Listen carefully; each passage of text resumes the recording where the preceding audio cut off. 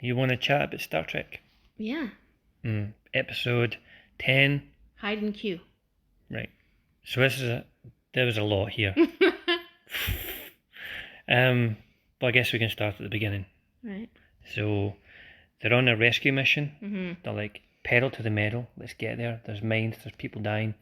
And Q appears. Of course. Yeah. To throw a wrench in things. Mm-hmm. And I'm just thinking, Q is too full on right away. He's irritating, annoying, playful, too playful. They're all serious, and he just appears, and he's like, whatever, we're going to have some fun. And as a god would, because gods don't really care about our concerns. But I think the acting kind of oversold it. He was a wee bit hammy. Yeah. Yeah. Is Q always that hammy? I don't know. He kind of like waffled in this one. Like he was like over the top, and then the next sentence he'd be very serious and like he meant what he was saying. Maybe the actor who's trying to figure out who Q is himself. Like all the other characters are trying to work out their characters too. Yeah, some of the character points are a little odd in this one. What I noticed right away was the teleplay was from Gene Roddenberry. So I paid a wee bit more attention here because I was the creator of Star Trek. I was wondering what his voice would add to the show. Like what his vision was of this new generation. Yeah. And maybe he'd done earlier episodes and I never paid attention, but this was the first time I spotted it.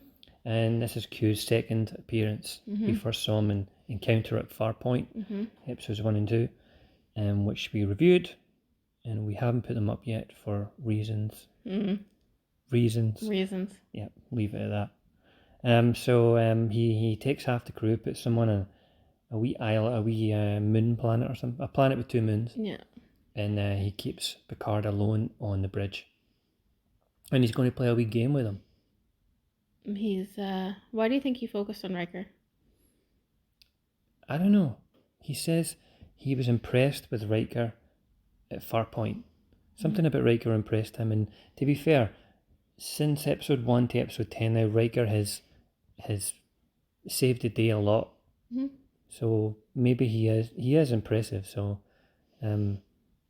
he probably wanted to just poke at that stick there, poke his stick into Riker and see if he could just maybe get a weakness there. And like he said, Picard was a little bit too ingrained in the Starfleet rules.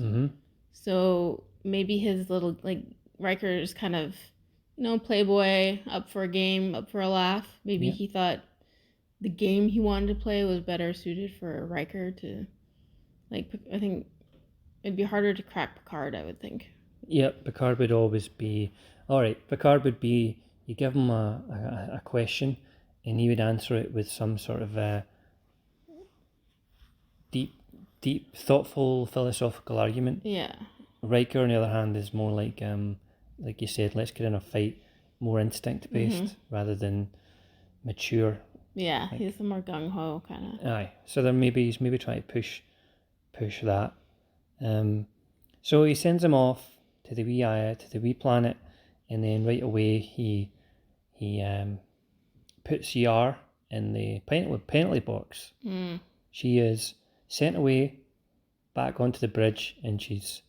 And I really hate what they did there. What happens? Tell me. Tell us. She breaks down, annoyed about being restricted and controlled by Q. And I feel like, her character's not really discussed. There's no background in her yet, really. But she's supposed to be a security officer, which I would assume she'd have rigorous training and be a little bit more tough than this. I'd imagine that Tasha Yar has seen some fucked up shit. Well, she has, but that doesn't come into, like, you learn about that later. Right. But you'd expect just for her position on the Enterprise that she would be tough as nails. Yeah. And her first response would not be to cry. No. And then she is bad acting and it was off. It was a wee bit. And then Picard's like, I have to go console her. And then does she try to flirt with him at the end? Like, if you weren't the captain. Oh yeah, she did a wee bit. Yeah. She's so flirty with everybody. That was off, eh? It's the actress is maybe that's the reason to get rid of her, because she doesn't stick around, right? Because when she was challenged to act and get any sort of depth other than just lines and here and there and be tough, when she was required to be emotional, she was lacking. It just seemed out of place, even if that was, in the script. Like, why? What? It didn't work. What do you think? What do you think Q represents? Well, I liked this episode, like the episode about, like it seems like the Q is concerned that humanity will evolve into something more powerful than them. Yeah, and I think, sorry to interrupt, but I think that's exactly what it is, because he, when Jean-Luc, Q's quoting Shakespeare, and Picard is responding and saying that you're afraid that we will surpass you. Perhaps we do. And he threw the book at Jean-Luc Picard. It hit a nerve. It hit a nerve, and you wouldn't expect a god to be flustered, but he was. So there's obviously some sort of limitations to them. Yep. And it's interesting because he has obviously been sent there by his people. He represents the Q conundrum, right? And he's been sent there by these people. Conundrum. Is that what they call it? Continuum. Continuum, sorry. The Q continuum. It's a conundrum. That would be a good episode name. Q conundrum. Well, that's basically what he does. Is he gives you a conundrum. Yeah. And you have to solve it. And he is irritating, but I'm thinking I'll get used to it as the seasons go on. And then when Q pops up, I'll be like, yay. It's going to be fun. It's going to be hamming it up. And you don't know what to expect from him. Yeah, exactly. It's kind of like you get a series episode, then Q will appear. But at the same time, he'll offer you a philosophical question. And that's what he does here. He selects Riker, and he says he wants... It's that old question. He's offering Riker ultimate power. The old absolute power corrupts absolutely. Will it corrupt him? Will he reject this power? And then we get to see it play out. And what would you do with it? I would say no. Not because I'm some great man or anything or strong, but I would know right away that we as humans evolve further or greater. We become greater than the Q conundrum. No. Continue. Can we as a species become more than them? We can do it ourselves. Yep. So I wouldn't need to be why would I want to be less of what I am right now? And maybe that's the answer. It's like when Riker has the powers and Picard very cleverly says, okay, you can give us all gifts, because Picard is one step ahead of the game. Very wise. Very, very wise. You don't fuck with this guy mentally. It's very tough. Can he beat Picard? And so Riker starts offering the crew gifts.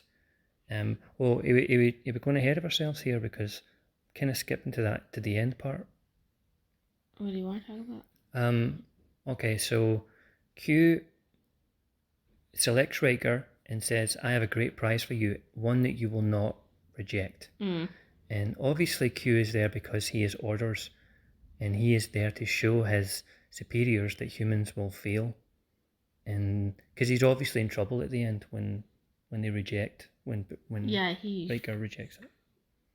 So I guess Q has a negative opinion about the humans. Yeah, he knows. He's like, nah, they're gonna cave. They're gonna take this power, and then maybe because he made that wager with Picard. And he wasn't supposed to do that. That's it. Yeah, he wasn't. Picard made Q a wager that the Q had to back off. Yeah, if Riker succeeds, then the Q will never interfere with humans again. Oops. And he fucked up. He went above his pay grade on that one. Yeah, he was pretty confident that he should have known better, really. He's a god. He should have realized that humans have potential, and he should have made that wager. Well, he's a god, but he's not quite god. He's not... Obviously, if humans are going to surpass. What's higher than a god? Is there anything? Are they gods, or are they just masters of their... Well, I think like humans just would consider them as a god, but they could be like they're an entity, so we don't really comprehend what they are. I mean, I don't know. They can do whatever. They're like omniscient or whatever, right? So a human name, I guess, would be a god, but we don't know what they are. Right. But Q, so Riker takes on this power. He saves his people and gets them back on the bridge, and then, as we mentioned, Picard says, "Okay." Riker's like, "I can give everyone gifts that will make them all very happy," and Picard says, "Okay, go for it. I permit you to do this." Twinkle in his eye. It's like, yeah, you do that. Yeah, crosses his legs, and he's like, "Yeah, let's do that." And he goes first to Wesley, and offers. When he changes Wesley Crusher into like a 10 years older. And at this point in time, we know actually what grown-up Wesley looks like. Grown-up Wesley looks like young Wesley. Yeah. Looks exactly the same. I wonder if young Wesley would be disappointed. He was like, oh, I didn't turn into that. Here's what you look like now. It's just like you. He's like, oh, fuck. I just want to mention Riker's Q power activation is really bizarre, with his hand just sort of thrusting up into like... He's doing a weird spell.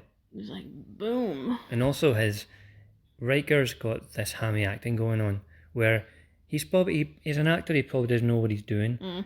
So he kind of looks to the actor across the room, who is one of these Qs, and this guy over here is playing it all hammy, and he's got the big eyes. So he just... He makes his eyes... what I'm doing? Okay, I'll do that then. And he makes his eyes go bigger. You can tell when it's Riker, and then when it's normal Riker, and then when it's Q Riker. Right, Q. Q, when it's Riker infused with Q powers, he's got wide eyes. He's kind of like, okay, this is how you tell it's me. I'm very poncy, and I'll cross my arms in a very pompous way. Smug Riker. Very smug. So he gives Wesley powers. He makes Wesley older. Why would you want to be older?